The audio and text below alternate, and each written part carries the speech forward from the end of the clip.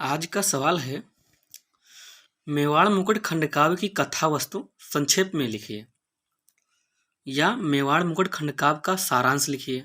या मेवाड़ मुकुट खंडकाव्य की विषय वस्तु स्पष्ट कीजिए। मेवाड़ मुकुट खंडकाव्य की घटनाओं पर प्रकाश डालिए। या मेवाड़ मुकुट खंडकाव्य के प्रथम और द्वितीय सर्ग की कथा लिखिए। एक बात यहाँ पर नोटिस करने वाली है, जैसे यहाँ पर लास्ट में देखो पूछ रहा है मेवाड़ मुकुट खंडकाव्य के प्रथम और द्वितीय सर्ग की कथा लिखिए। मतलब यहाँ पर हमसे सिर्फ पहले और दूसरे सर्ग की ही कथा लिखने के लिए बोल रहा है, बाकी ऊपर हमसे पूरा संक्षेप में लिखने के लिए सारांश बोल रहा है। यहाँ पर देखने वाली ये बात है, हमसे पूछा क्या गया है।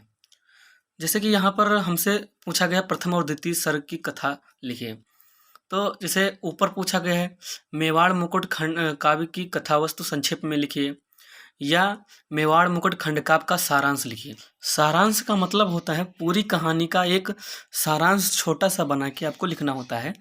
और अगर आपसे प्रथम द्वितीय चतुर्थ या छठा सातवां ऐसे पूछ रहा है तो आपको एक ही लिखना है, या जितने पूछ रहा है उतने लिखने हैं, और उसी कौन से सर्ग में कौन सी कहानी चल रही होती है उसी की कथा आपको लिखनी होती है। यहाँ पर हमने यहाँ खंडकाव्य की कथा वस्तु को पूरा संक्षेप में लिखा है। बोले तो मेवाड़ मुकुट खंडकाव्य का सारांश पूरा लिख दिया है। इसमें प्रथम द्वितीय तृतीय छठा सातवां ऐसे करके पूरा हेडिंग डाल के हमने लिख दिया है। आपसे जो पूछेगा जैसे पूछेगा वैसे आपको हेडिंग डाल के लिख देना है। तो चलिए बिना टाइम गवाए सबसे पहले हम शुरू करते हैं। इसके लिए हम सबसे पहले हेडिंग डालेंगे उत्तर और इसके बाद लिखना शुरू करेंगे। जैसा कि यहाँ पर देख सकते हैं कुछ इस तरह से उत्तर हेडिंग डालेंगे और इसके आगे लिखेंगे, गंगा रत्न पांडे द्वारा रचित मेवाड़ मुकुट खंडकाव्य में महाराणा प्रताप के त्याग, शौर्य, साहस एवं बलिदान पूर्ण जीवन के एक मार्मिक कालखंड का चित्रण है। स्वतंत्रता प्रेमी प्रताप दिल्लीश्वर अकबर से युद्ध में पराजित होकर अरावली के जंगल में भटकते फिरते हैं। यहीं से काव्य का प्रारंभ होता है। प्रस्तुत काव्य की कथावस्तु 7 सर्गों में विभाजित है। जैसा कि आप यहाँ पर देख सकते हैं हमने लिख दिया 7 सर्गों में विभाजित है। 1 2 3 4 5 6 7 करके ऐसे है। ठीक है, इसके लिए सबसे पहले हम अब प्रथम सर्ग डालेंगे हेडिंग और इसके बाद हम लिखना शुरू करेंगे। तो चलिए शुरू करते हैं। कुछ इस तरह से मेवाड़ मुकुट खंडकाव्य कथावस्तु सर्ग 1 ऐसे हेडिंग डालेंगे और इसके बाद हम नीचे लिखना शुरू करेंगे। नीचे में लिखेंगे, अरावली सर्ग की रचना पूर्ण पीठिका के रूप में की गई है। हल्दी घाटी के मैदान में बड़ी वीरता से युद्ध करने के बाद भी महाराणा प्रताप की सेना पराजित हो जाती है।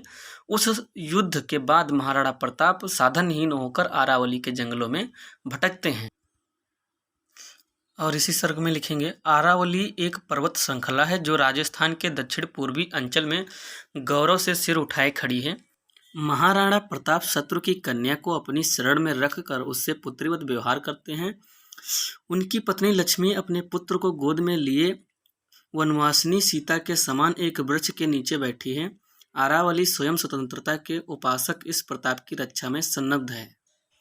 पहला सर्ग यही समाप्त होता है। इसके बाद दूसरे सर्ग की शुरुआत होती है, जिसके लिए हम हेडिंग डालेंगे सर्ग नंबर 2 और इसके बाद शुरू कर देंगे। कुछ इस तरह से हेडिंग डालेंगे द्वितीय सर्ग और इसके बाद नीचे लिखना शुरू करेंगे। द्वितीय सर्ग का नामकरण महाराणा प्रताप की पत्नी लक्ष्मी के नाम पर हुआ है। इस सर्ग में उसी का चरित्र अंकित हुआ है। रानी लक्ष्मी ने वैभव के दिन देखे हैं और अब उसे निर्धनता का जीवन व्यतीत करना पड़ रहा है, लेकिन सच्ची भारतीय पत्नी और वीर क्षत्राणी के रूप में उसे अपने कष्टों की चिंता नहीं है। वह कंदमूल फल खाकर व पृथ्वी पर सोकर धैर्यपूर्वक अपने दिन गुजार लेती हैं। उसके हृदय में उथल पुथल मची हुई है। अपने बच्चे की दयनीय दशा देखकर वह कभी कभी धीरज खो बैठती है। वह सोचती है कि राणा ने स्वतंत्रता नहीं बेची, इसीलिए दुख मिल रहा है। वह उत्साहित होकर कह उठती, हमको नहीं डूबा पाएगा ये कष्टों का सागर। तभी राणा कुटी से बाहर आकर रानी के जागते रहने का कारण पूछते हैं। रानी की मनोदशा समझकर राणा प्रताप सजल नेत्र हो जाते हैं। अतः यहीं पर दूसरे सर्ग का समापन हो जाता है। अतः यहाँ से हमारा तीसरा सर्ग स्टार्ट हो जाता है, जिसके लिए हम साफ साफ शब्दों में हेडिंग डालेंगे तृतीय सर्ग और इसके बाद लिखना शुरू करेंगे। कुछ इस तरह से हेडिंग डालेंगे तृतीय सर्ग और इसके बाद नीचे लिखेंगे, देखिए यहाँ पर हम तृतीय सर्ग का नामकरण काव्य के नाम पर हुआ है। ये इसलिए लिख रहे हैं क्योंकि हम अलग अलग सर्ग लिख रहे हैं। जब आपको संक्षिप्त में सारांश लिखना होगा तो आप ये नहीं भी लिख सकते हैं, सीधे इसमें प्रताप के ऐसे शुरू कर सकते हैं। अन्यथा अगर तृतीय सर्ग, छठा सर्ग, द्वितीय सर्ग ऐसे पूछता है तो आपको इसी तरह से लिखना है। तृतीय सर्ग का नामकरण काव्य के नाम पर हुआ है। किस चीज़ के नाम पर कौन से सर्ग का स्टार्टिंग हुआ है वो आपको जरूर लिखना है। अब हम इसको यहाँ से शुरू करते हैं। तृतीय सर्ग का नामकरण काव्य के नाम पर हुआ है। इसमें प्रताप के अंतर्द्वंद का चित्रण है। राणा प्रताप के सामने मेवाड़ की मुक्ति की विकराल समस्या है। वह अपने भाई शक्ति सिंह के विश्वासघात से आहत हैं और उनके अकबर से मिल जाने का उन्हें दुख भी है। यह सोचकर भी उनका उत्साह कम नहीं होता कि जब उसकी आत्मा धिक्कारेगी तो वह अवश्य ही लौटकर वापस आएगा। वे मन ही मन प्रतिज्ञा करते हैं कि वे मेवाड़ को स्वतंत्र कराने के लिए अपने प्राण तक दे देंगे। वे चेतक की स्वामी भक्त तथा शत्रु पक्ष की कन्या दौलत के विषय में भी विचार करते हैं तथा अनायास दौलत से मिलने के लिए चल देते हैं। इस सर्ग का भी समापन यहीं पर होता है। इसके बाद हमारा अगला सर्ग होता है चतुर्थ सर्ग। तो इसके लिए सबसे पहले हम हेडिंग डालेंगे चतुर्थ सर्ग और इसके नीचे लिखना शुरू करेंगे। कुछ इस तरह चतुर्थ सर्ग हेडिंग डालेंगे और इसके नीचे लिखेंगे चतुर्थ सर्ग का नामकरण बालिका दौलत के नाम पर हुआ है। दौलत अकबर के मामा की बेटी है। वह पर्णकुटी के पीछे एक वृक्ष की छाया में बैठी अपने विगत जीवन के बारे में विचार करती हुई कहती है कि उस भोग विलास भरे जीवन में कटुता ही थी, प्रीति नहीं। अकबर के साम्राज्यवाद की लिप्सा उसके कोमल हृदय में घृणा के बीज बो देती है, किंतु राणा प्रताप के प्रति उसके विचार पिता जैसे श्रद्धा से युक्त हैं। राणा के भाई शक्ति सिंह पर दौलत का मन आकृष्ट है, किंतु वह राणा के सम्मुख अपनी कहानी कहकर उसके दुख को और नहीं बढ़ाना चाहती। वह शक्ति सिंह और प्रताप की तुलना करती हुई कहती है कि ये सूर्य है, वह दीपक है। दौलत को उसी समय वृक्षों के पीछे से किसी की पदचाप सुनाई पड़ती है। यहीं पर इस सर्ग का समापन हो जाता है। इसके बाद शुरुआत होती है पांचवें सर्ग की। इसके लिए हम हेडिंग डालेंगे पांचवा सर्ग और इसके नीचे लिखना शुरू करेंगे। पश्चिम सर्ग का शीर्षक चिंता है। दौलत के पास पहुंचकर राणा उसके एकांत चिंतन का कारण पूछते हैं। दौलत अपने को परम सुखी और निश्चिंत बताती हुई स्वयं राणा के रात दिन चिंतित रहने को ही अपनी चिंता का कारण बताती है। इसी प्रसंग में राणा प्रताप कहते हैं कि वह रानी लक्ष्मी की आंखों में आंसू देखकर कुछ विचलित हैं। अतः दौलत राणा के साथ लक्ष्मी के पास जाकर उसके मन की पीड़ा को जानने और यथाशक्ति उसे दूर करने के लिए तत्पर हो जाती है। अपने पुत्र को गोद में लेटाए हुए रानी लक्ष्मी सोच रही हैं कि उनके कारण ही राणा अपने देश को त्याग कर जंगल में भटक रहे हैं। उसी समय दौलत का मीठा स्वर उसके कानों में गूंज उठता है। रानी और दौलत के वार्तालाप के इसी अवसर पर महाराणा प्रताप रानी को सूचना देते हैं कि मेवाड़ भूमि की मुक्ति के लिए वे मेवाड़ से दूर सिंधु प्रदेश में जाकर सैन्य संग्रह करेंगे।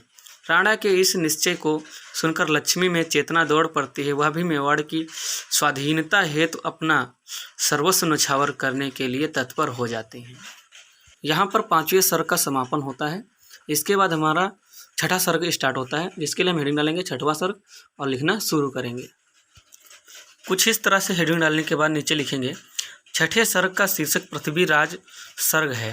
क्षितिज में अरुणाभा फैल जाने पर राणा सभी को यात्रा के लिए तैयार कर देते हैं। उसी समय एक अनुचर अकबर के दरबारी कवि पृथ्वीराज का पत्र लाकर राणा को देता है। वह पत्र पढ़कर पृथ्वीराज से मिलने जाते हैं। पृथ्वीराज अपने और अपने जैसे अन्य राजपूत नरेशों के स्वार्थपूर्ण व्यवहार पर दुख प्रकट करते हुए कहते हैं कि उन्होंने अपनी राजपूती मर्यादा को भूलकर अकबर का साथ दिया था। अब हम अकबर से प्रतिशोध लेकर मेवाड़ को पुनः प्राप्त करेंगे। पृथ्वीराज यह भी बताता है कि भामा शाह सेना का प्रबंध करने के लिए साधन प्रस्तुत करेंगे। यहीं पर छठे सर्ग का समापन हो जाता है। इसके बाद हमारा अगला होता है सातवां सर्ग, जिसके लिए हेडिंग डालेंगे सातवां सर्ग और आगे लिखना शुरू करेंगे। यहाँ पर लिखेंगे सप्तम सर्ग का शीर्षक भामा शाह के नाम पर है। राणा प्रताप एकांत में बैठकर बदली हुई परिस्थिति पर विचार करते हैं। उसी समय भामा शाह पृथ्वीराज के साथ आकर जय जयकार करते हुए नतमस्तक हो जाते हैं। भामा शाह अपने पूर्वजों द्वारा संचित अपार निधि राणा के चरणों में अर्पित करना चाहते हैं, परंतु राणा प्रताप दी हुई वस्तु को वापस लेना मर्यादा के अनुकूल नहीं मानते। प्रताप का यह वचन सुनकर भामाशाह कहता है कि क्या यह प्रत्येक नागरिक का पावन कर्तव्य नहीं कि वह देश के लिए अपना सब कुछ न्यौछावर कर दे। भामाशाह के इस विनयपूर्ण अकाट्य तर्क को राणा प्रताप स्वीकार नहीं कर पाते और भामाशाह को गले से लगा लेते हैं। यहीं मेवाड़ मुकुट खंड काव्य की समाप्ति हो जाती है। ये हमारे 1 से लेकर 7 तक 7 सर्ग कंप्लीट हो गए। अब आप यहाँ से जैसे पूछता है वैसे आप लिख दीजिए। अगर सारांश पूछता है तो 7 में से लिख दीजिए। अगर 1-2 बीच के पूछता है तो वहाँ से आप लिख सकते हैं। तो बस आज के लिए इतना ही। मिलते हैं अगले वीडियो में। तब तक के लिए धन्यवाद। Like, subscribe and share.